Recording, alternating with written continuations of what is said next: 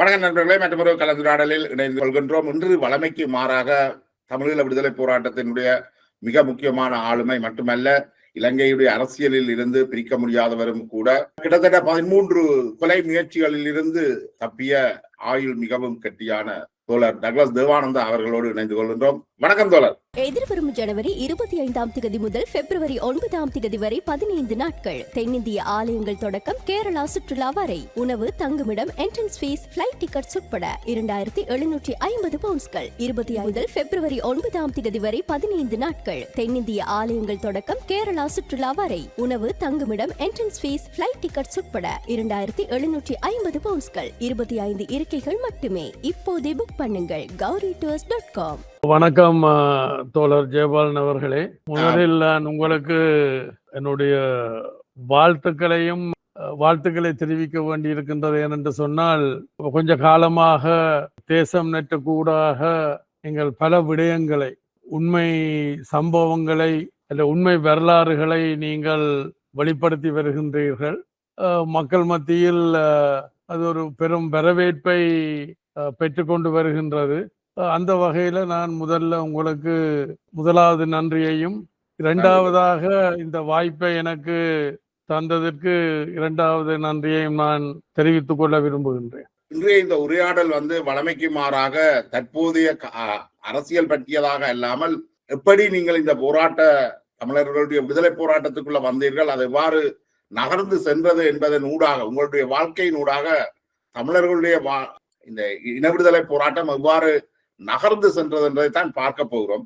அதுல முதலாவதாக நீங்கள் உங்களுடைய ஆரம்பம், உங்களுடைய பின்னணியை பற்றி சற்று சொல்லுங்க. உங்களுடைய பெற்றோர், நீங்கள் பிறந்த காலங்கள், அன்று இருந்த அரசியல் சூழலோடு அதனை சொல்ல முடிந்தால் சுருக்கமாக. பொதுவாக நான் தனிப்பட்ட இதுகளை பற்றி கதைப்பது குறைவு. தனிப்பட்ட முறையில் யாரோடும் கலந்துரையாடினால் சரியொழியும், மற்றபடி பொது வழியில் நான் அதை கதைப்பதில்லை. ஏனென்றால் என்னுடைய முழு கவனமும் அல்லது என்னுடைய முழு உழைப்பும் நாங்கள் என்ன நோக்கத்திற்காக இந்த ஆயுத போராட்டத்தில் ஈடுபட்டோமோ அல்லது என்ன காரணத்துக்காண்டி நான் தொடர்கின்றேனோ அதுதான் என்னுடைய முழு சிந்தனையும் முழு செயற்பாடாகவும் இருக்கின்றது.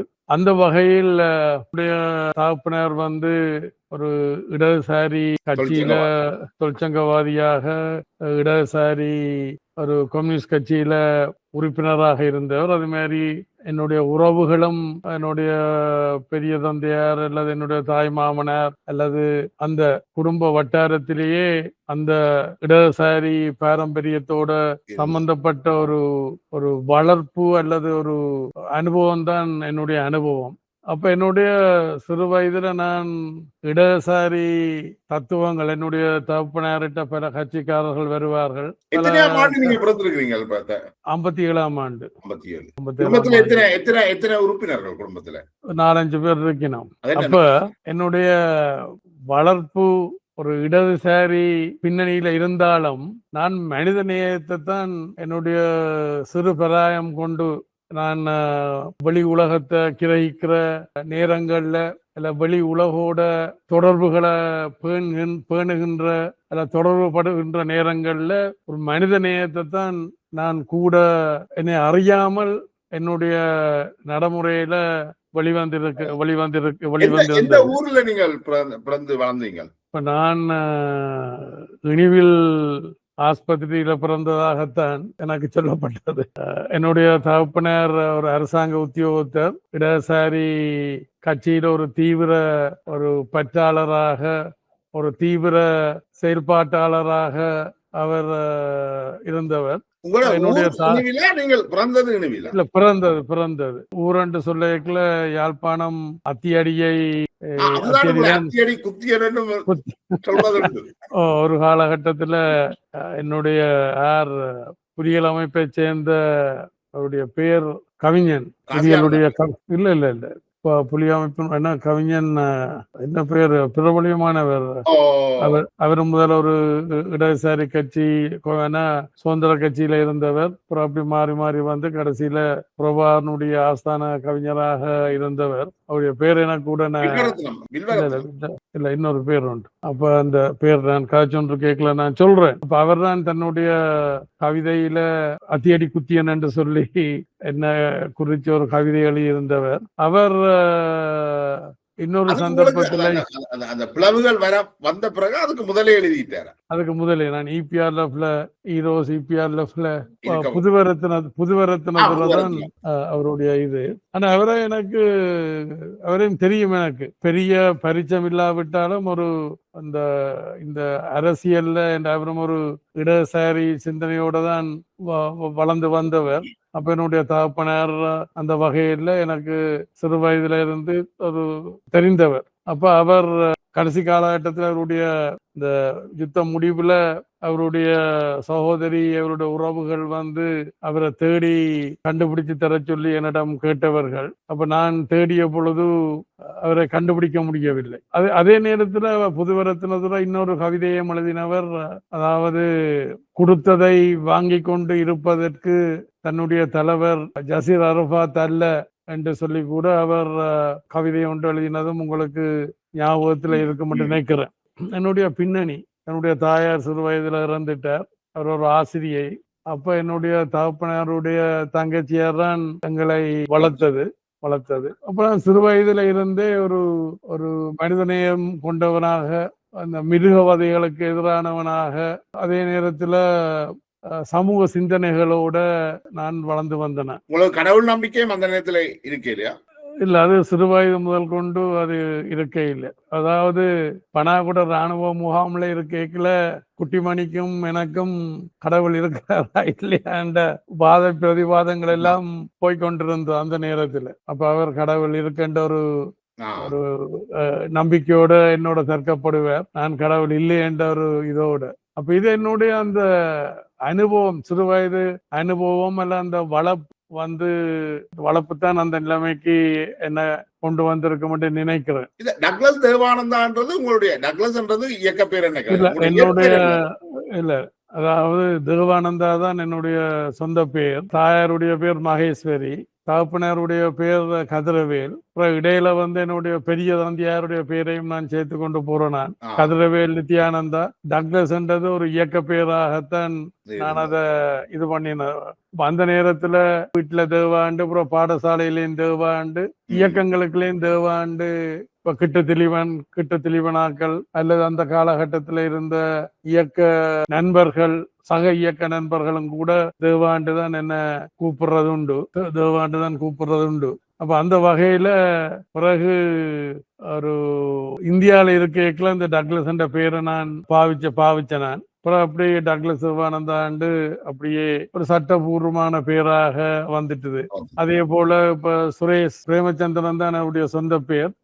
ஆனால் அவர் சுரேஷ் என்ற ஒரு பேரையும் அதுக்குள்ள சேர்த்து கொண்டார். அதுபோல ஆரம்பத்திலேயே நீங்கள் ஒரு இடதுசாரி பின்னணியில இருந்து வந்தபடியால் தான் உங்களுடைய ஈர்ப்பும் இடதுசாரிகள் சார்ந்ததாகவே இருந்திருக்கு. ஈரோ, சிபிஆர்எல்எஃப், பத்மநாபா என்று உங்களோடு இணைந்தவர்களும் ஒரு இடதுசாரி கருத்தியலோடு சேர்ந்தவர்களாகத்தான் இருந்திருக்கிறார் அப்படின்னு சொல்லலாம். நான் ஏற்கனவே சொன்னது போல நான் ஒரு மனித நேயத்தை தான் கூட நேசிக்கிற அல்லது அதுக்கான பரிச்சயமாக அதுல தீவிரமான ஒரு இதை நான் கொண்டிருந்தேன். அது என்ன, என்னோட தகப்பனாருடைய பின்னணி, இல்ல நான் வளர்ந்த சூழல்கள், மற்றது ஈரோஸ் என்ற அமைப்புக்குள்ள போய்க்குள்ள ரத்ன சபாபதி அவர் என்னுடைய பெரிய தந்தையாரை இவர் ஒரு ரத்ன சபாபதி அவர் ஒரு குருவாக அல்லது ஒரு வழிகாட்டி ஆலோசகர.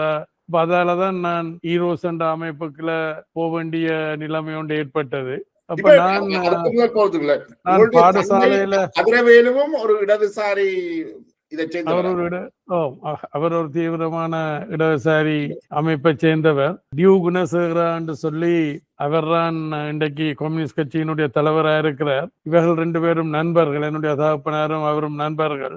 அப்ப அவர் டியூ குணசேகரா அங்கிள் சொல்லுவார், நம்முடைய தகப்பனார் தான் தன்னை கம்யூனிஸ்ட் பார்ட்டிக்குள்ள சேர்த்த வேண்டும், கம்யூனிஸ்ட் கட்சிக்குள்ள தன்னை அவர்தான் சேர்த்த வேண்டும். ஆனா அதே நேரத்துல என்னுடைய தகப்பனார் மும்மொழியிலையும் பாண்டித்துவம் பெற்றவர், எழுத வாசிக்க பேச்சாற்றல் எல்லாம் உள்ளவர், ஒரு ஃபயரிங் ஸ்பீக்கர் என்று சொல்லி டியூ குணசேகர் ஆங்கிள் தான் எனக்கு சொல்லி தெரியும். 3 மொழியிலையும் பாண்டித்துவம் பெற்றவர். உங்கள் மீது என்னதான் விமர்சனங்கள் இருந்தாலும் பலருக்கும் இந்த நீங்கள் அந்த இடதுசாரிகளை ஆதரித்ததுல பிற்காலத்துல கஷ்டப்பட்ட பலருக்கும் நீங்கள் ஒரு உதவிகளை வழங்கி இருக்கிறீர்கள் என்றதுல உங்கள எப்பவும் ஒரு சொப்போனர் விடுதலை புலிகளுடைய ஆதரித்த இடதுசாரிகள் கூட உங்கள ஒரு நன்மதிப்பை வைத்திருந்தார்கள் என்று அறிஞ்சிருக்கிறது. அது என்னுடைய அந்த பழக்க வழக்கங்கள் அல்ல என்னுடைய அந்த அணுகுமுறைகள் அதுக்கு காரணமா இருக்கும் என்று நினைக்கிறேன். அப்ப நான் யாழ் மத்திய கல்லூரியில தான் கல்வி ஏற்றேன். நான் அப்ப நான் காலையில பாடசாலைக்கு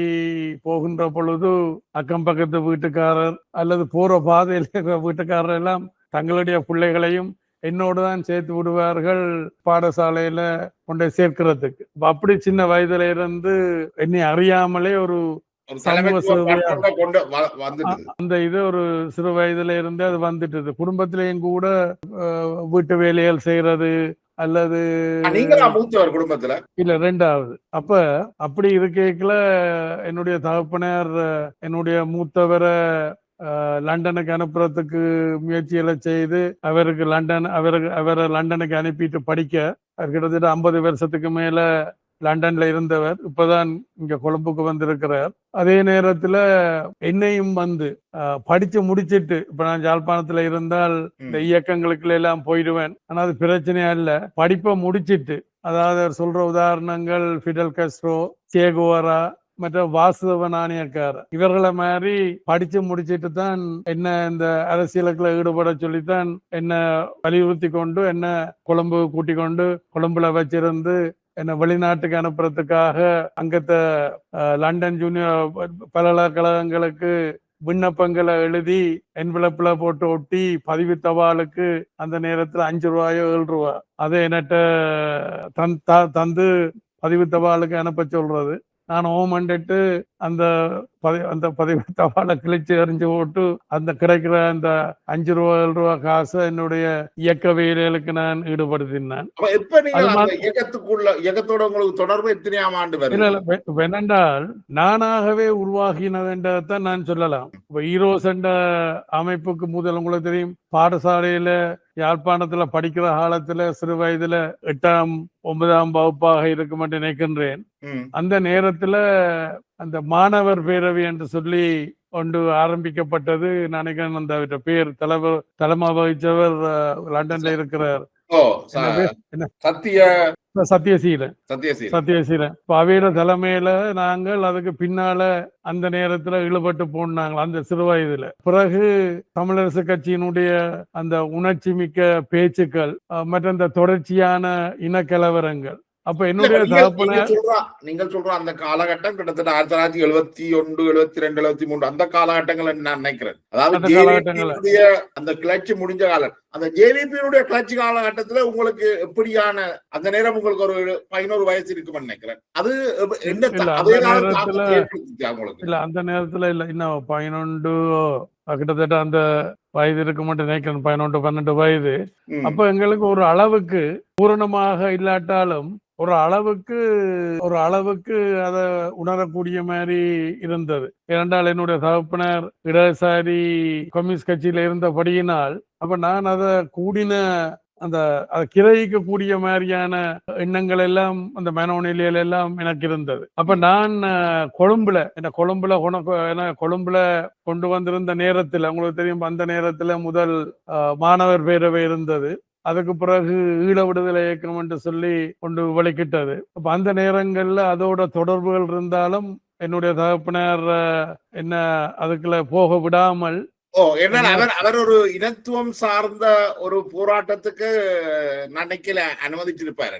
இல்ல, அதாவது ஒரு இந்த கலவரங்களுக்கு பிறகு அதாவது தமிழ் மக்கள் ஒரு இன ரீதியாக ஒடுக்கப்படியினம் தாக்கப்படியினம் என்ற வகையில அவரும் இடதுசாரி கொள்கையில ஊறி திளைச்சிருந்தாலும் முந்தைய ரெட் டேப் என்று சொல்லி ஒரு பத்திரிகை ஒன்று வந்தது. அதனுடைய ஆசிரியராக கூட இருந்தவர், ஆங்கில பத்திரிகை அந்த நேரத்துல. அப்ப இருந்தாலும் அவரும் இந்த தமிழரசு கட்சி கூட்டங்களுக்கு கடைசி நேரத்துல போவளிக்கிட்டது. அப்போதைக்குள்ள நாங்கள் எல்லாரும் சேர்ந்து இரவு கூட்டங்களுக்கு அவரோட போறது. அப்ப அந்த அவருடைய அந்த தமிழரசு கட்சியினுடைய அந்த உணர்ச்சி பேச்சுக்கள், மற்றது தென்னிலங்கை ஆட்சியாளர்கள் தமிழ் மக்களை ஒரு இரண்டாந்தர பிரஜைகளாக நடத்தி கொள்ளுகின்ற அந்த பாதிப்புகள் எல்லாம் எங்களுக்கு ஏற்பட்டது. அந்த முதலாவது தெரியும், நாங்கள் தரப்படுத்தல் என்ற இது உங்களுக்கு தெரியும், தரப்படுத்தல் கேள்விப்பட்டிருப்பீர்கள்.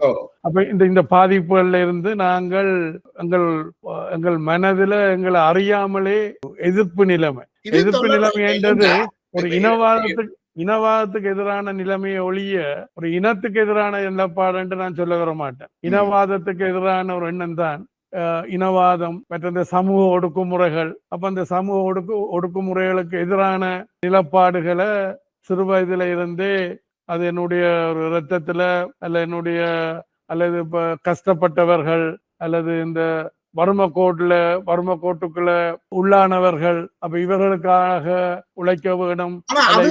அதுக்காக இந்த தமிழரசு கட்சியுடைய நீங்கள் சொல்ற அந்த 71 நீங்கள் விடுதலை போராட்டத்துல இணையக்கூடிய அந்த காலகட்டங்கள் எடுத்த வேண்டாம். அந்த நேரம் ஒரு பனிப்போர் ஒன்று நடக்குது, அமெரிக்கா ரஷ்யா, அந்த பனிப்போர் ஒரு பக்கம் இருக்குது. தமிழரசு கட்சி ஒரு இனவாத அரசியலை முன்னெடுக்குது. அதுல 56ஆம் ஆண்டு கொண்டு வரப்பட்ட தனிச்சிங்கள சட்டம் என்று சொல்லப்படுற ஒபிஷியல் லாங்குவேஜ் ஆக்ட், அந்த ஆக்ட் தமிழ் பேசுகின்ற யாருக்கும் பெரிய அளவுல பாதிப்பு ஏற்படுத்தினதாக தெரியல. அது ஆங்கிலம் பிரதான மொழியாக இருந்து தமிழும் சிங்களமும் நாளாந்த மொழியாக வருகிறது.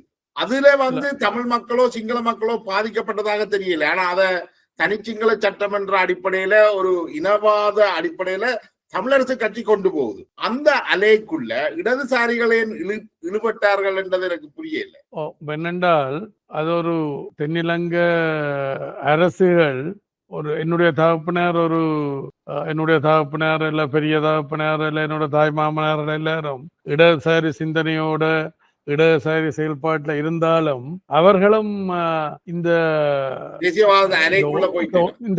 தேசியவாத அலைன்றதை விட இந்த ஒடுக்குமுறை இருக்குத்தானே, தென்னிலங்க அரசியல்வாதிகளால ஒரு இனவாத கருத்துக்களை முன்னெடுத்தது அல்ல இனவாத செயல்பாடுகளை. உதாரணத்துக்கு 58 அப்பதான் நான் கப்பல்ல போறேன். அங்க கொழும்புல இருந்து என்னுடைய தகப்பனாரும் தாயாரும் கொழும்புல கடமையாற்றினவ. அப்ப கப்பல்ல நாங்க போயிருக்கிறோம். அப்புறம் அதுக்கு பிறகு தொடர்ச்சியாக வந்த இனக்கலவரங்கள் அல்லது அந்த சூழல் இவர்களையும் இடதுசாரி சிந்தனை இருந்தாலும் தென்னிலங்கை இடதுசாரிகளோட தொடர்புகள்ல உறவுகளோட இருந்தாலும் அப்ப இந்த எண்ணங்களும் அவளுடைய மனதுல துளிர்விடக்கூடிய மாதிரி அல்லது செயல்பாடுகள்ல பாதிக்கப்படுற இனத்துக்கு கதைக்கிறது, குரல் கொடுக்கிற இதுகள்லையும் ஈடுபட்டிருந்தவ.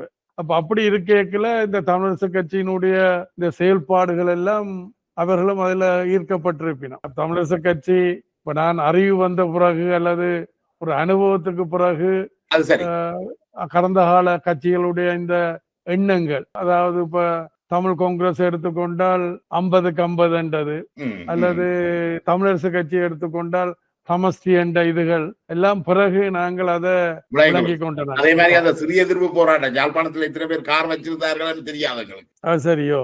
அப்ப இப்ப கிட்டத்தட்ட 11-12 வயசுலயே நீங்கள் அரசியல் ரீதியாக ஈர்க்கப்படுறீங்களா? அப்படித்தானே? அரசியல் ரீதியாக ஈர்க்கப்பட்டு இப்ப என்னுடைய தகப்பனார் யாழ்ப்பாணத்துல இருந்தால் இயக்க நடவடிக்கைகளுக்குள்ள தீவிர அரசியலுக்குள்ள போயிடக்கூடாதுன்றதுக்காகத்தான் என்ன கொழும்பு கொழும்புல படிக்கிறதுக்கான ஏற்பாடுகளையும் செய்து கொடுத்து அது வரையில், அதாவது லண்டனுக்கு போக மட்டும் நான் கொழும்போட இருக்கலாம்ன்றதுதான். ஆனா நான் கொழும்புலேயே ஒரு தனி இயக்கம் மாதிரியான ஒரு செயல்பாட்டுல ஈடுபட வலிக்கிட்டேன்.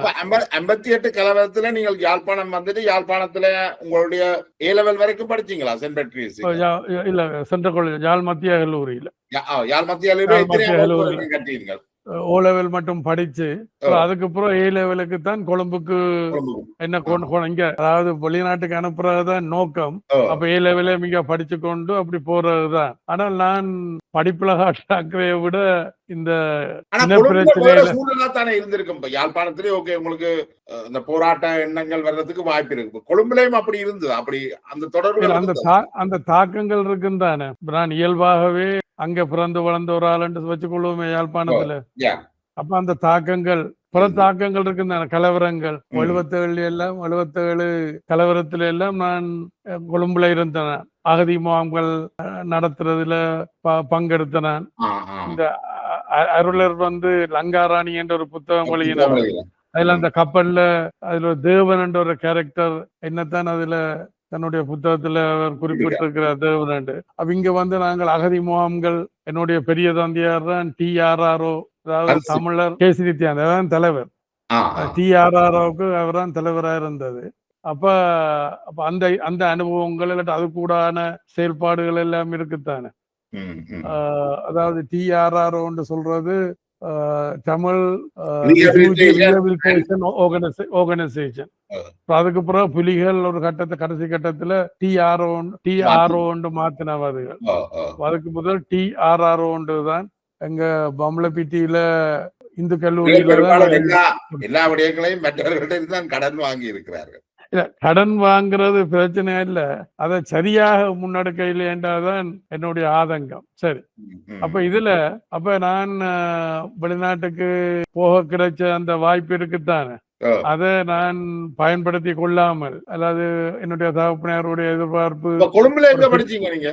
கொழும்புல இங்க டியூஷன் கிளாஸுக்கு தான் கூட போனது. இரண்டாள் பாடசாலைக்கு போறது நான் கொஞ்சம் இந்த ஈடுபாடு காரணமாக நான் அதுகளை தவிர்க்க வழிகிட்டுட்டேன். அப்ப இந்த கல்வியில காட்டுற ஆர்வத்தை விட ஒரு இன விடுதலை, அப்ப இன விடுதலை என்று சொல்லிக்க ஒரு இனவாதியாக நான் பார்க்க இல்லை. அதுக்கான வாய்ப்பு உங்களுக்கு இருக்கிற என்னால் ஒரு இடதுசாரி பின்னணி இருந்தபடியால் நீங்கள் டியூ குணசேகராவையும் அங்கிலிருந்து தான் சொல்றீங்க. So, அந்த குடும்ப நண்பர் இந்த தகப்பனாருடைய வயது ஒத்தாக்குல ஒரு அரசியலுக்காண்டி தோழர் என்று சொன்னாலும், ஆனால் அந்த தனிப்பட்ட உறவுகள் என்ற இதுல குடும்ப உறவுகளாகத்தான் இருந்திருக்கு. இடதுசாரிகள் பலருக்கும், சிங்கள இடதுசாரிகள் பலருக்கும் வடக்கு யாழ்ப்பாணத்துல நல்ல உறவுகள் இருந்திருக்கு.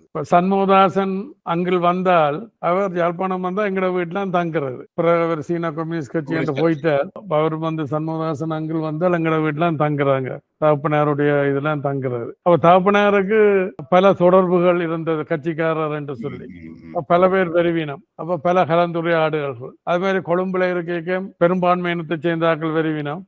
அது போல என்னுடைய பெரிய தந்தையாரும் வந்து அவருக்கு சிங்கள புலமத்துவம் இல்லை, ஆனால் ஆங்கிலத்துல யாரையும் மிஞ்ச முடியாத ஒரு புலமத்துவம் கொண்டவராக இருந்தவர்.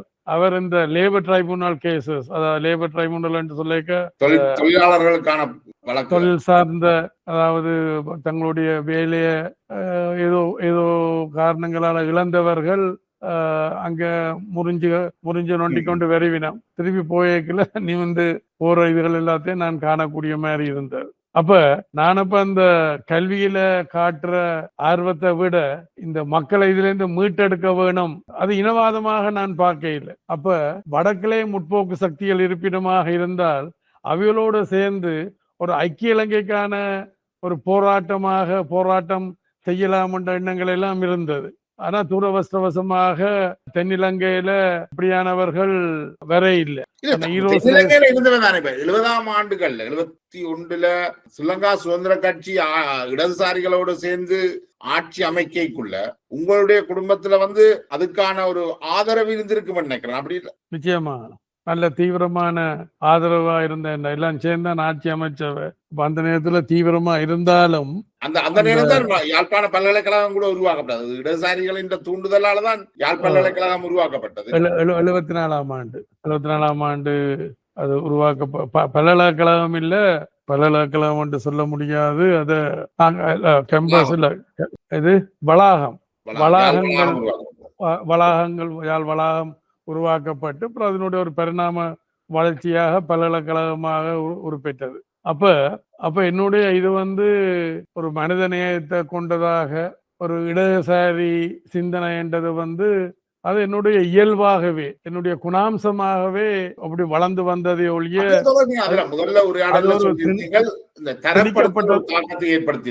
திணிக்கப்பட்டதாக இல்லை. தாக்கத்தை ஏற்படுத்தினு சொன்னீங்க.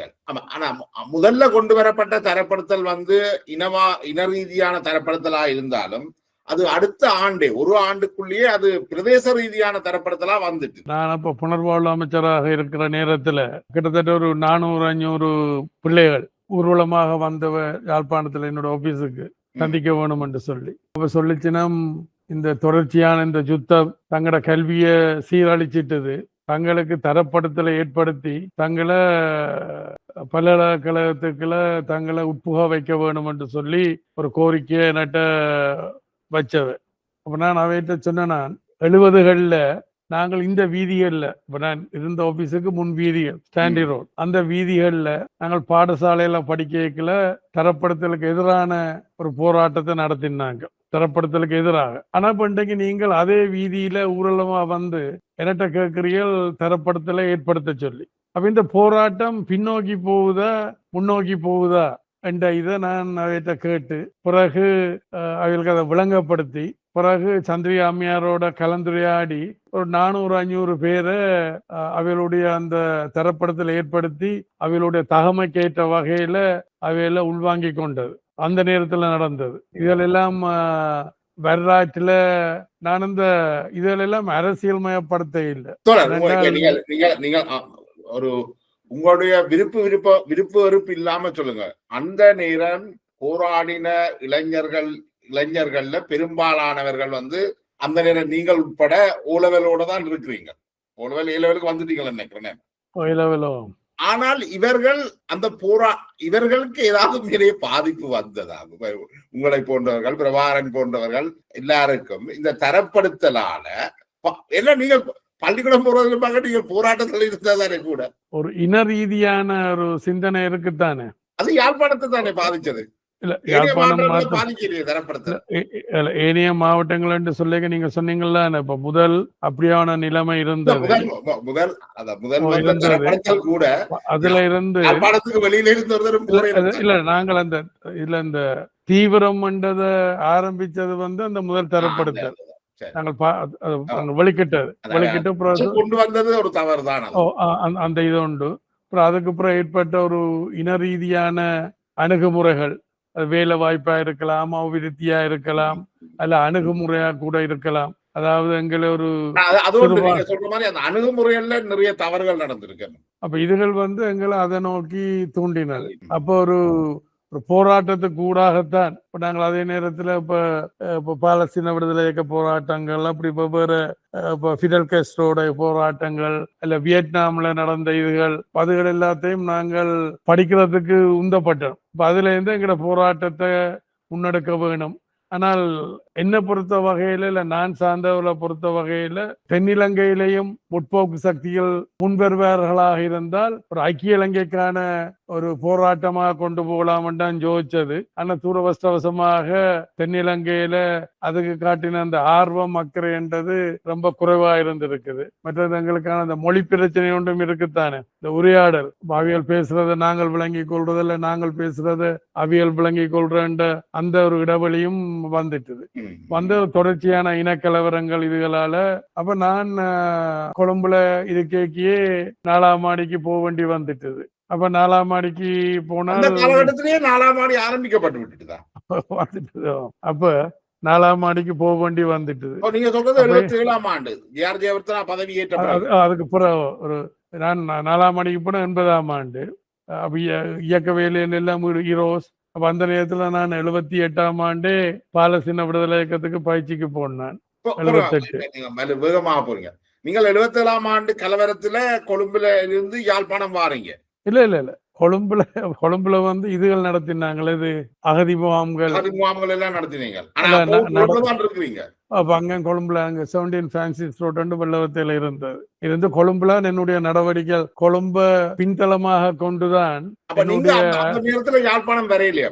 இல்ல அங்க போய் அங்க யாழ்ப்பாணம் வடக்கு கிழக்கு எல்லா இடங்களுக்கும் மலையத்துக்கு போனது குறைவு.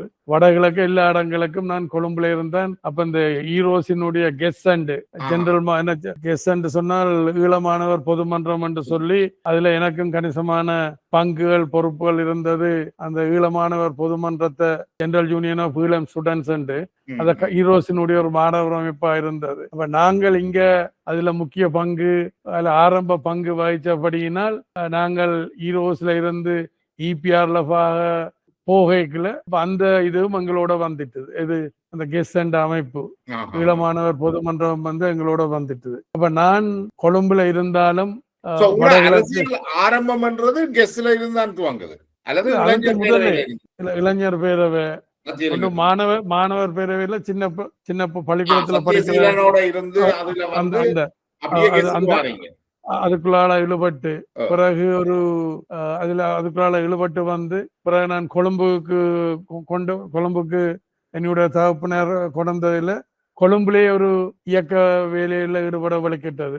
அந்த நேரத்துல ஈரோசினுடைய தொடர்பு கிடைச்சது. என்னுடைய பெரிய கேஸ் நித்யானந்தர் தான் ஈழத்தினுடைய தலைவராக உள்ளூர் தலைவராக செயல்பட்ட ஈரோசினுடைய ரத்ன சகோதரி வெளிநாட்டுல இருந்தாலும் நம்முடைய கேசி நித்யானந்தாவைத்தான் அவர் இங்க இது பண்ணினது. அப்ப அதுல இருந்துதான் ஈரோசினுடைய தொடர்புகள் என கிடைச்சு அப்புறம் பயிற்சிக்கு போய் பிறகு நான் திரும்பி வந்தேன். பயிற்சி முடிச்சு அவ்வளவு வேகமா என்னென்ன நீங்கள் பயிற்சிகளுக்கு போனீங்க? நீங்கள் ஒரு அரசியல் செயற்பாட்டுல தான் இருக்கிறீங்க. அரசியல் செயல்பாட்டுல கொழும்புல இருந்துதான் நீங்கள் பலஸ்தீனத்துக்கு போறீங்க. ஆமா ஆமா. அது எப்படி போனீங்க? கொழும்புல இருந்து டிக்கெட் நேரடியா பலஸ்தீனத்துக்கு போனீங்க? கொழும்புல இருந்து யாழ்ப்பாணம் போய் யாழ்ப்பாணம் பலாலியில இருந்து திருச்சிக்கு போய் அப்ப நான் உண்டு அருள் பிரகாசம் மற்றது பிரான்சிஸ் அருளர் மற்றது பிரான்சிஸ் என்று சொல்லி இறந்துட்டார். அந்த புதின பிளகு என்ற ஒரு இதோண்ட குழந்தை. இந்த 3 பேரும் தான் பராளியில இருந்து வலிக்கிட்டு அங்க பராளிக்கும் திருச்சிக்கும் அப்ப விமான சேவை இருந்தது. அப்ப திருச்சியில இறங்கி அப்புறம் திருச்சியில இருந்து நாங்கள் போயிரதத்தின் ஊடாக சென்னைக்கு வந்தது. அப்ப அங்க அழகிரி என்றவரான் பொறுப்பா இருந்தவர். அவர் இன்றைக்கு இப்ப ஜெர்மன்ல இருக்கிறார் நினைக்கிறேன்.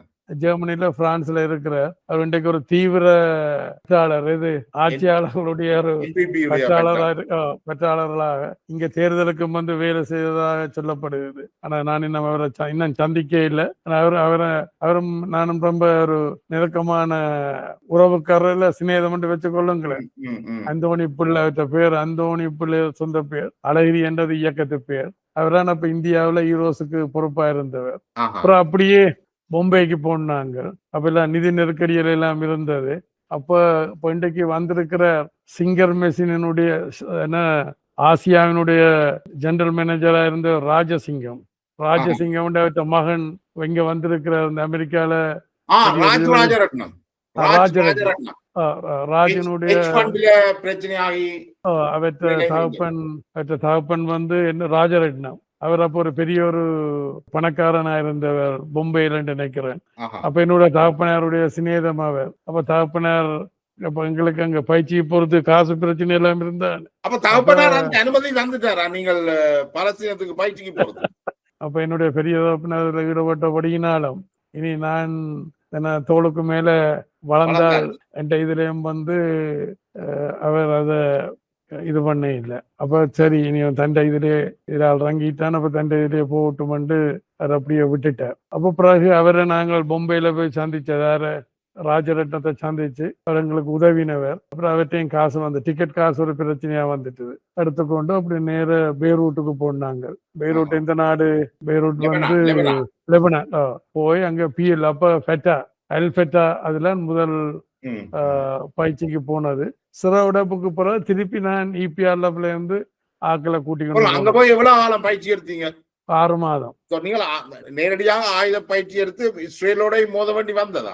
நேரடியாக மோதினு நான் சொல்ல மாட்டேன். ஆனா சில இந்த இஸ்ரேல்காரர் வந்து ரங்கிட்டாங்களோன்னு நாங்கள் எல்லாம் அள்ளி கட்டி கொண்டு போறோம். அந்த இடத்துக்கு போனால் பார்த்து கொண்டிருப்போம் வராங்களா வர இல்லை. உங்களுக்கு ஆயுத பயிற்சி ஒரு கம்ஃபர்ட் ட்ரைனிங் என்று சொல்லினால யுத்த பயிற்சி கூட அங்கே எடுத்தது. ஆனால் அப்ப அங்க பல வகையான ஆட்களை எங்களுக்கு சந்திக்கக்கூடிய மாதிரி இருந்தது. பாலஸ்தீன விடுதலை போராட்டத்துக்கு பல நாடுகள்ல இருந்து வந்தார்கள் இருந்தவர். அதே மாதிரி வேற இனம் மதம் சார்ந்தவரை சந்திக்கல உங்களுடைய அறிவு சார்ந்த வளர்ச்சியும் ஒன்று இருந்திருக்கு. மற்றது வேற இங்க பயிற்சி எடுத்துட்டு போறதுக்கும் வந்திருந்தவர். அப்ப அவர்களோட எல்லாம் எங்களுக்கு அதாவது கைப்பாசு எல்லா வகையான பாசைகள்லையும் இந்த புரிஞ்சு கொள்ளக்கூடிய மாதிரியான இதுகள் எல்லாம் அங்க இருந்தது. அப்ப அந்த இதுலதான் அந்த அனுபவத்துலதான் நான் திரும்பி அப்ப எனக்கு அந்த 78ஆம் ஆண்டு 78 நீங்கள் போறீங்க. அப்ப அங்க அந்த பயிற்சி காலகட்டத்துல அதனுடைய போக்கு அந்த பாலஸ்தீன விடுதலை இயக்கத்தினுடைய போக்க நான் பார்க்கிற நேரத்துல அந்த போக்கு வந்து வெற்றியை நோக்கி போகாது அப்ப எங்கட இதை மாற்றி அமைக்க வேணும் என்று சொல்லித்தான் நான் திரும்பி இலங்கைக்கு வந்தேன். ஆனா என்னால முடியே இல்லை. அதாவது திருப்பி யசீர் அரபாத்தினுடைய ஃபட்டாவினுடைய அந்த ராணுவ நடவடிக்கைகள் வெற்றியை நோக்கி போகாத என்ற கருத்து உங்கள்கிட்ட இருந்தது அப்ப. அதாவது இப்போ பொதுவாக தனியா ஜசீர் அரபாத் வந்து அல்ஃபட்டாக்கும் தலைவராக இருந்தவர், பிஎல்ஓண்ட இதுக்கும் அவரான் இதா இருந்தவர். அவர் ஒரு அரசியல் அமைப்பையும் கொண்டுட்டார் தானே. பிஎல்ஓண்ட எல்லா இயக்கங்களையும் சேர்ந்த இதுக்கும் அவர்தான் சேர்மனா இருந்தவர். அது மாதிரி அல்ஃபெட்டாண்ட ஒரு இயக்கத்துக்கும் அவர்தான் தலைவராக இருந்தவர். அப்ப அந்த போக்கை பார்த்துட்டு அந்த போராட்டத்தினுடைய போக்கை பார்த்து அந்த போராட்டம் வெற்றியை நோக்கி போகாது என்றது என்னுடைய மனதில் படிஞ்சபடியினால் எங்கட போராட்டத்தை மாற்றி அமைக்க வேணும் என்றுதான் நான் திரும்பி இலங்கைக்கு வரைக்கல அந்த எண்ணத்துடன் வந்தேன். உங்களோட 3 பேர் போயிருக்கிறோம். அதை விட பல தடவைகள் போய் பயிற்சி பெற்ற மொத்தமாக அதுக்கு முதல் அப்ப இலங்கையிலிருந்து எங்களுக்கு முதல் உமாமகேஸ்வரனும் விச்சுவேஸ்வரன் என்றதும் வந்து புலிகள் அமைப்பில போன விச்சுவேஸ்வரன் லண்டன்ல அப்ப இருந்த இருப்பேன், லண்டன்ல இருக்கலாம் நினைக்கிறேன். ஒரு மேல் விச்சுவேஸ்வரன் இப்ப லண்டன்ல இருக்கலாம் நினைக்கிறேன். உங்களுக்கு தெரியும், அங்க புளோட் முகாம்ல ஒரு ஆளை கொல்றதுக்கு துரத்தி கொண்டு போய்க்கல, அதெல்லாம் மறந்து உயரத்தான் கொல்றதுக்கு துரத்தி கொண்டு போய் இது உள்பிரச்சனையில இயக்க பிரச்சனையில அந்த இதுல எல்லாம் நடந்தது. அப்ப உமாமகேஸ்வரன் பிரபாரனுக்கு வந்து ஆங்கிலம் தெரியாத வகையில உமாமகேஸ்வரனும் இவரும் 2 பேரும் தான் அங்க புலிகளுடைய சார்பில் போனது. அப்புறம் அவைகளுக்கு இடையில கொடுக்கல் வாங்கல் பிரச்சனையில ரத்ன சபாபதி அவைகளுக்கு பயிற்சியை கொடுக்காமல் அவைகளை திருப்பி அனுப்ப சொல்லி ரத்ன சபாபதி தான் அந்த தொடர்பு எடுத்து திருப்பி அவைகள் வந்துட்டீனா. அடுத்த பட்சத்துல நாங்கள் 3 பேர் போனாங்க. நான் திரும்பி இலங்கைக்கு வந்துட்டேன். சுந்தர் என்று சொல்ற பிரான்சிஸ் அவர் வந்து அப்படி அங்கேயே நின்றுட்டார் அங்க இந்தியாவிலேயே. அப்புறம் அர்லரும் வந்து அங்க இருந்துட்டீனாம். நான் மட்டும்தான் வந்தேன். அப்புறம் அர்லர் திருப்பி வாரது போறது என்ற இதுல. அப்ப நாங்கள் அப்ப ஹீரோஸ் என்ற இதுல இருந்தாலும் பிறகு ரெட்ட சபாபதியினுடைய போக்கு அவர் சித்தாந்த ரீதியாக இடதுசாரி கருத்தை முன்வச்சிருந்தாலும் இடதுசாரித்துவ இதை முன்வச்சிருந்தாலும் நடைமுறையில அவர்கிட்ட சில பலவீனங்கள் குறைபாடுகள் இருந்தபடியினால் அப்ப நான் யோசிச்சது, அப்ப சரி அவரோட நான் போனால் அப்ப அவரை ஒரு அளவுக்கு அவருடைய குணாம்சங்கள்ல ஒரு தாக்கத்தை மாற்றத்தை கொண்டு வரலாம், போய் இன்னும் இது பண்ணலாம் என்று நான் அவரோட லண்டனுக்கு போறதுக்கு திருப்பி வலிக்கிட்டு இந்தியாவுல போய் 2 நாவாத்தோழரையும் இவரையும் கதைக்கிறதுக்கு நான் ஏற்பாடு பண்ணினது ஒரு இணக்கப்பாட்டு கொண்டு வரது. ஆனால் அது 2 பேரும் இடங்கை இல்லை. அப்ப நான் ரத்ன சபாபதிக்கு பாய் என்று சொல்லி போட்டு நான் திருப்பி இலங்கைக்கு வந்து இபிஆர்ல ஃபண்ட இதை உருவாக்கினாங்க. இபிஆர்ல ஃபண்டைக்குள்ள அதுல முக்கியம் என்று சொல்லிக்க நாபாத்தோழர்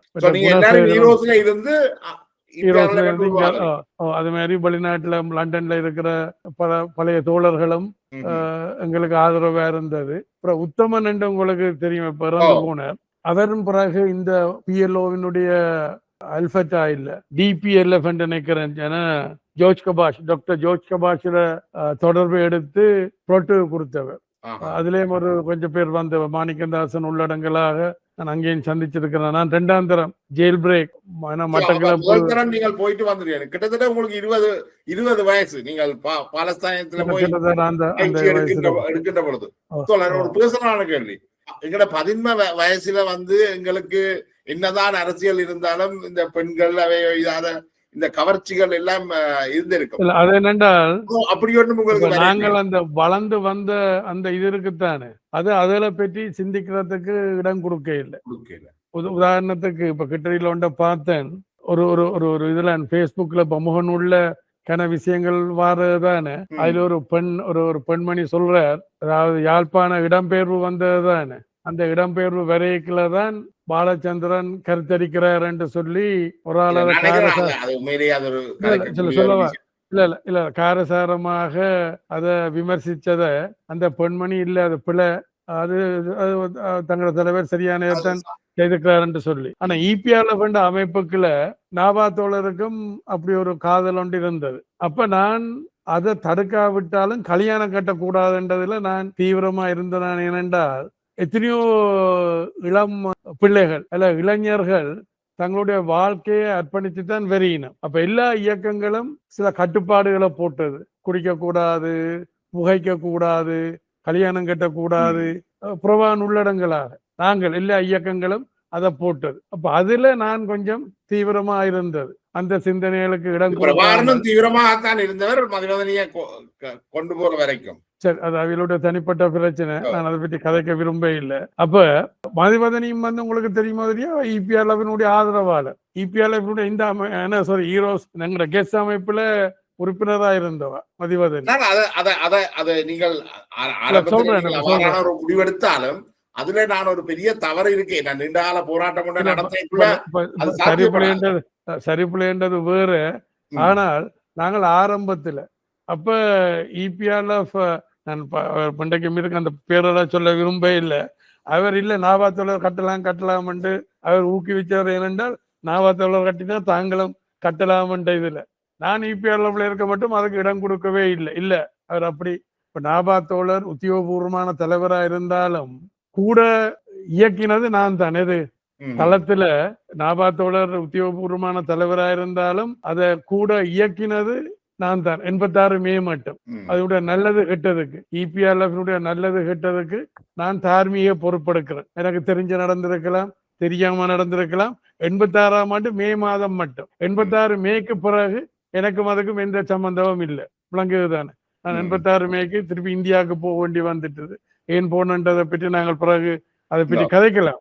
அப்ப என்னென்றால் அப்ப நாங்கள் இளம் வயதுல இதுக்குள்ள வரையக்குல என்னத்தை நாங்கள் பேசினோமோ அதற்கான ஒரு அர்ப்பண உணர்வோட தான் எங்கட செயல்பாடுகள் இருந்தது. அது நீங்கள் செயற்கையா ஒன்றும் நான் பெண்களையே பார்க்க கூடாது, காதல் செய்யக்கூடாது வருதுன்னா நான் உங்களுக்கு அந்த உணர்வே வரையிலன்னு சொல்றீங்க.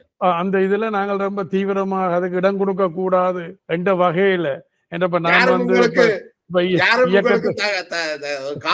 தெரிவிக்கல. இல்ல அதுகள் வரலாம் வந்திருக்கலாம் போயிருக்கலாம், அதுகள் வேறு. ஆனா நாங்கள் அதுக்கு இடம் கொடுக்க இல்லை. அப்ப நான் அந்த இபிஆர்எஃபினுடைய பிஎல்ஏ என்று சொல்றது பீப்புள்ஸ் லிபரேஷன் ஆர்மி மக்கள் விடுதலை படைக்கு நான் தான் பொறுப்பா இருந்தது. அதுக்கு மாத்திரமல்ல, பொதுவாக நான் ஏற்கனவே சொன்னது போல நாபாத்தோழர் உத்தியோகபூர்வமான தலைவராக இருந்தாலும் நடைமுறையில நான் கூடின பங்கெடுத்தது இபிஆர்எஃப் வழி நடத்துறதுக்கு. இப்ப நான் சிறையுடப்பு முடிஞ்சு உங்களுக்கு தெரியும் 9ஆம் ஆண்டு நான் ஜெயிலுக்கு போய் பிறகு 83 சிறையுடப்புலாம் வெளியால வந்தது. நீங்கள் 78ல திரும்பி வாரீங்கள், இந்தியாவுக்கு வந்து திருப்பி இலங்கைக்கு வாரீங்க. வந்து இங்க ஈரோஸ் நான் வந்தது. அப்ப ஈரோஸ் வேலையில ஈடுபட்டு அப்ப பொதுவாக இப்ப என்னுடைய குணாம்சம் என்னென்றால் என்னுடைய உழைப்பு ஒரு 24 மணித்தியால உழைப்பு அல்லது அந்த உழைப்புக்கான ஒரு விசுவாசம் அல்ல நாங்கள் எதை முன்னெடுத்திருக்கிறோமோ அதுக்கு உண்மைத்தன்மையா இருக்க வேணும் என்ற அந்த என்னுடைய அந்த ஆற்றல் என்று இருக்குத்தானே. இதால நான் ஈரோஸ் என்ற அமைப்புல இருக்கையும் தலைமைக்கும் ஈரோஸ் அங்க இருக்கிற ஆக்களுக்கும் இடையில பிரச்சனை வரைக்க நானும் அதில் ஒரு பிரதான பங்கு வகிக்கிறேன். இது அந்த முரண்பாட வளர்க்கிறேன். நான் பிடிபட்டு போன பிறகு எனக்கு அந்த கட்டுப்பாடுகள் அந்த தொடர்புகள் இல்லாமல் இருக்கும். அப்ப அதால ஈரோஸ் இபிஎல்எஃப் ஈரோஸ் பிறகு அது வந்துட்டது. அப்ப என்ன நடக்குது என்று சொன்னால் இந்தியாவுக்கு போய் ஜெயில் பிரேக் இந்த மட்டக்களப்பு இந்தியாவில இருந்து திரும்பி வந்து சிறையுடப்பை பற்றியும் நான் கதைக்கணும் என்றால் உங்களோட ஒரு பதிவு ஒன்றுல நீங்கள் சிறைக்கு போனீங்க இந்த சிறையுடப்பு சம்பந்தமாக உங்களோட ஒரு பதிவும் அதுலயும் நான் ஒரு திருத்தம் செய்ய வேணும். அது நாங்கள் பிறகு நாங்கள் கதை கேட்கல அதை செய்வோம் என்னண்டு.